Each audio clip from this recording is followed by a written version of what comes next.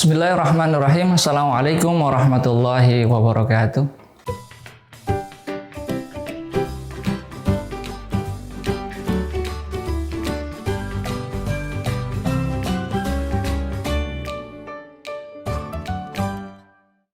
Alhamdulillahi rabbil alamin. Allahumma sholli ala sayyidina Muhammad wa ala ali sayyidina Muhammad. Para siswa sekalian, hari ini kita berjumpa lagi dalam pelajaran kita, yaitu Pendidikan Agama Islam kelas 11. Dan insya Allah hari ini kita akan membahas tentang iman kepada kitab-kitab Allah Subhanahu wa Ta'ala. Baiklah, kita mulai saja kegiatan pembelajaran kita ini dengan membaca basmalah. Bismillahirrahmanirrahim. Dan kita lanjutkan dengan membaca sholawat. Allahumma sholli ala sayyidina Muhammad wa ala ali sayyidina Muhammad. Oke, yang selanjutnya kita masuk kepada iman kepada kitab-kitab Allah Subhanahu wa Ta'ala. Apa itu kitab? Kitab dalam bahasa merupakan bentuk masdar. Dalam bahasa Arab merupakan bentuk masdar atau bentuk tasrifan ketiga dari kalimat fi'il. Asal kata dari kataba yaktubu katban atau kataba yaktubu kitaban, yang berarti tulisan, dan dalam bahasa Indonesia disebut dengan kitab atau buku. Kemudian, menurut pengertian yang lain, kitab itu bermakna ad-dhammu awil jam'u, yaitu artinya berkumpul.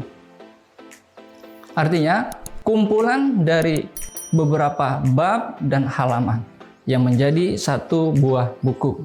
Itu yang disebut dengan kitab. Kemudian yang selanjutnya,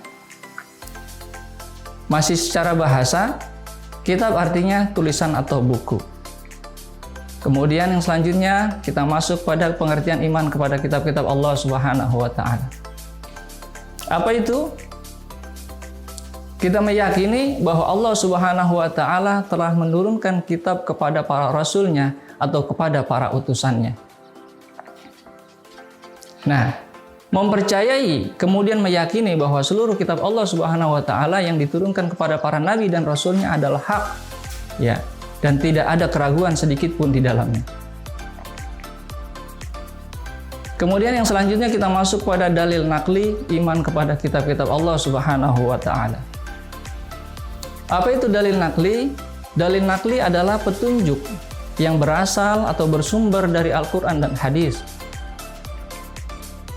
Hal ini tertuang dalam surah Al-Baqarah ayat 2 dan juga dalam surah Al-Baqarah ayat 4, surah An-Nisa, dan surah Ar-Ra'd.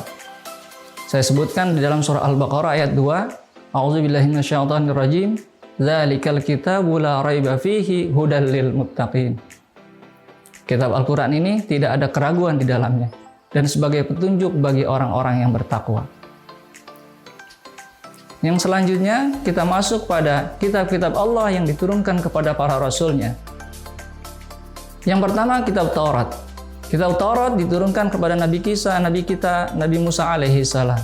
Kemudian yang kedua diturunkan kepada kitab Zabur, diturunkan kepada Nabi Daud alaihi salam. Dan yang ketiga, kitab Injil yang diturunkan kepada Nabi Isa alaihi salam. Dan yang terakhir yaitu kitab suci Al-Quran yang diturunkan kepada Nabi kita Muhammad sallallahu alaihi wasallam. Nah, yang selanjutnya adalah bagaimana cara kita mengimani kitab-kitab Allah Subhanahu wa Ta'ala. Ada dua cara mengimani kitab-kitab Allah Subhanahu wa Ta'ala. Yang pertama adalah mengimani kitab-kitab yang terdahulu, kitab-kitab yang turun sebelum turunnya Al-Quran, yaitu Taurat, Injil, dan Zabur. Ini cara mengimaninya secara ijmali. Artinya apa? Mengimani secara global saja.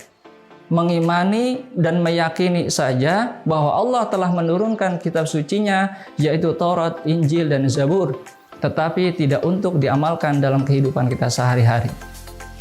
Yang kedua, yaitu Al-Quran. Nah, ini wajib kita imani secara tafsili. Artinya apa? Kita yakin dan kita percaya kemudian kita amalkan dalam kehidupan kita sehari-hari.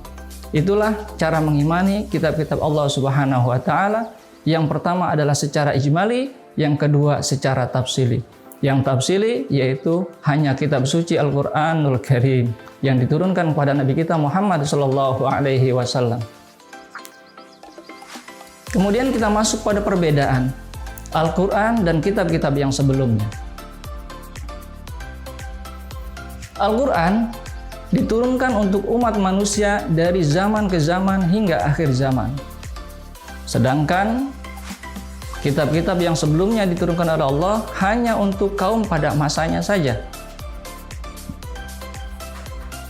Nah, yang selanjutnya diketahui sejarahnya. Al-Quran itu diketahui sejarahnya, kemudian diyakini keberadaannya, dipelajari, dipahami, dan dipedomani ajarannya. Seperti yang saya telah sebutkan tadi, kita imani secara tafsili. Itu untuk Al-Qur'anul Karim. Kemudian yang selanjutnya, perbedaan yang selanjutnya yaitu tidak diketahui sejarahnya dan hanya diyakini keberadaannya saja. Yaitu kitab-kitab yang sebelumnya tadi. Ya, kitab Taurat, kitab Zabur, dan kitab Injil. Kemudian yang selanjutnya manfaat. Manfaat diturunkannya kitab Allah Subhanahu wa taala kepada kita manusia. Yang pertama adalah, atau salah satu manfaatnya adalah sebagai penuntun dan pedoman dalam kehidupan kita sehari-hari, baik dalam lingkup pribadi, keluarga, lingkungan, dan dalam kehidupan berbangsa serta bernegara. Kemudian hikmahnya, hikmah beriman kepada kitab-kitab Allah Subhanahu wa taala. Yang pertama, kita yakin terhadap Al-Qur'an sebagai pedoman hidup kita menuju kebahagiaan dunia dan akhirat. Kemudian apalagi? Percaya dan yakin akan adanya kitab-kitab yang terdahulu sebelum datangnya Al-Qur'an, dan semakin yakin bahwa Al-Qur'an merupakan kitab yang paling sempurna dibanding daripada kitab-kitab yang sebelumnya. Kemudian apalagi? Kita bangga sebagai seorang muslim karena kitab Al-Qur'an mudah dipahami oleh seluruh umat manusia yang ada di muka bumi ini.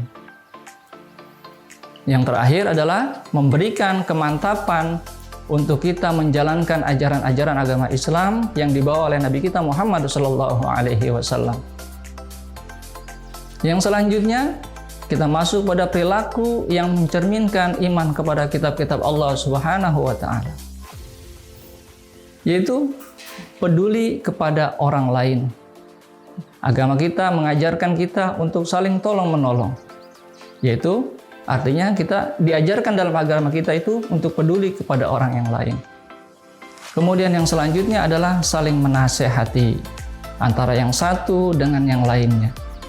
Wa tawassaw bil haqqi wa tawassaw bis sabr.